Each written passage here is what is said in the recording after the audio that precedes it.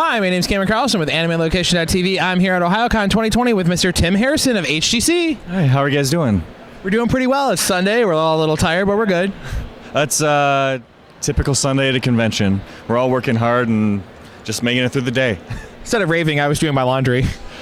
I took a nap, honestly. We were just wandering around a little bit, hung out with some of the other guests, but I also had a 10 a.m. panel this morning, so couldn't get too crazy last night for sure. Alrighty, so standard question: how'd you get started in this wonder world of doing cosplay? I've been a tinkerer all my life. Started taking things apart before I could figure out how to put them back together. And I've got a bit of a background in engineering and robotics and what I originally went to school for. And started about 8 years or so after school, 2012 I think it was, decided I had the itch to start making things again and started in steampunk scene. I knew I wanted to put a plasma ball in a gun, and I just kind of based everything around from that, and it reinvigorated the flame, and that's where I am now. Well, I like the idea of a plasma ball and a grenade and a gun. That's pretty cool. So it says in your bio that you started off, as we discussed, doing steampunk. What drew you into that way of aesthetics in terms of doing cosplay? I've always been a big fan of Nikola Tesla, and there's a lot of like alternative fiction with Tesla that ties into steampunk, and I enjoyed the aesthetic. I've got a bit of an eclectic nature to my stylings with old school pens and watches and things, and the Tesla style electronics. So kind of did some research and went from there. I mean, like I said, I kind of like it myself. I watched Steam Boy was actually the one anime I loved, especially with Patrick Stewart. Yes. Yeah. So it also states in your bio that you only started just recently in 2012 and won some major event back in 2016, which put you up on a judge's seat for cons. What was it in that? And I mean, it's really a short period of time when you think about like, oh, I'm a cosplayer, I'm doing competition. Within less than 4 years, you're judging at some of the biggest conventions in the states. So what is it like going from like being on stage to then judging stage? It was a little intimidating, a lot of intimidating at first, just because I was newer to the scene. But I had previous experience with just business running and things like that, and just speeches and doing panels and such. And it was nerve-wracking at first, honestly. But again, with repetition, you get more acclimated to the situation. Still a lot of bit of imposter syndrome going on, but I figured I've worked pretty hard and sacrificed a lot kind of to get where I am, and every once in a while I realize that it works out. Yeah. I mean, like I said, it's really an honor for you to actually go from fan to on stage and right into the judge's seat that fast. It's honored, humbled, and stupid freaking lucky from the grand scheme of things, the way I like to look at it. Just kind of being in the right place at the right time, I suppose. Yeah, like I said, it's wonderful. So you do, again, a high-level proficiency on your work. I mean, you are very detailed. You are very orientated.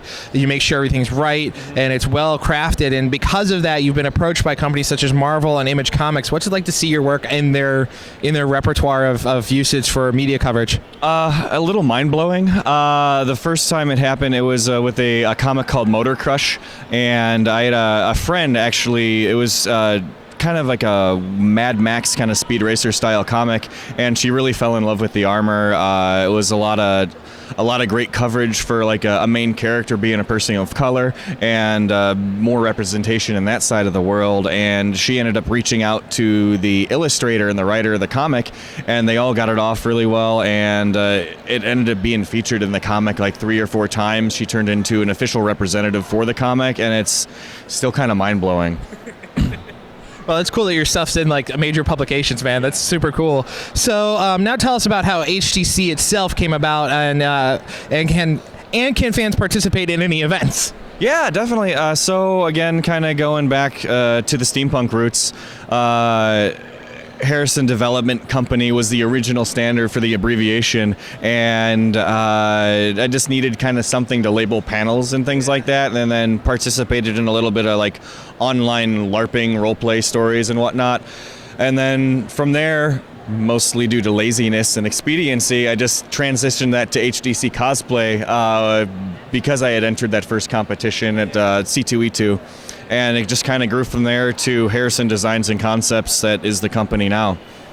Well, it's awesome when you can just be like, cool, this is easy for me to transition this. Yeah. Like, it works. Yeah. So in a short time doing this, what cosplay would you say was one of the hardest to work on, and what was one of the most fun to work on? I'm going to lump both into the same project. There's an artist by the name of Zach Fisher that does a lot of work with Blizzard and things like that. And for 2018, I was approached by him. He was doing a big project for BlizzCon that year to take a bunch of these named characters from World of Warcraft and turn them into Death Knights. So I had a friend invite me into that group, and of course, being the mild masochist that I am, I was like going through the designs, like, this looks like something that could challenge me. So I did his Death Knight take on Varian Wynn, which is that green goober right there. And I originally, yeah, thank you. I was originally supposed to have 6 months to do this 9-month project. Yeah. And it's supposed to be long, turns out short. Yeah, so there's a few of us that ended up having some more of the complicated designs. That was probably the most detailed and crazy of it, which was great because it pushed myself, it pushed my skills, and I had two and a half months to do a 9-month project, and a lot of corner cutting and whatnot, a lot of exhaustion. It was probably one of the best networking experiences, and I've forged friendships that are going to be lifetime friendships with a group of people going through that experience, and it's overall probably my most complicated build to date and most memorable and exhausting experience. Actually, it's funny you bring it up because we talked to Mogshell this morning about that. We talked about that, yeah. So she was talking about how, like, the same thing, the camaraderie and everything. So are there any more upcoming projects that fans can potentially hope to see from you coming throughout the rest of this year and beyond? Yeah, well, we'll actually have a big presence at C2E2 in Chicago this year. We're actually working with ReedPop to provide repair services and demonstration work in Cosplay Central. We'll have a big booth there. Goal for that is actually to have a full Beskar set from the new Mandalorian show on display there with a lot of other project works and whatnot. And then also working with Zach again for another project for BlizzCon. That's about all I can say. Little zip tie. Zip tie, yeah. So again, speaking of you, where can we find you online? And then what message would you like to give to the fans that have been supporting you? Like I said, I've been seeing you for many years here at Ohayocon within the Ohio scene.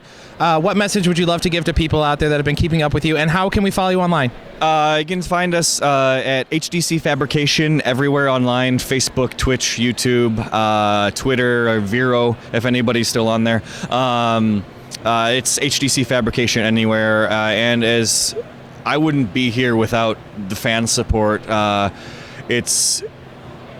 I'd just be hanging out by myself, essentially. So it's thank you guys for supporting me, for being here, for reaching out to conventions like Ohayocon to have us in, support our programming, and I'll continue to do what I can to give back to you guys.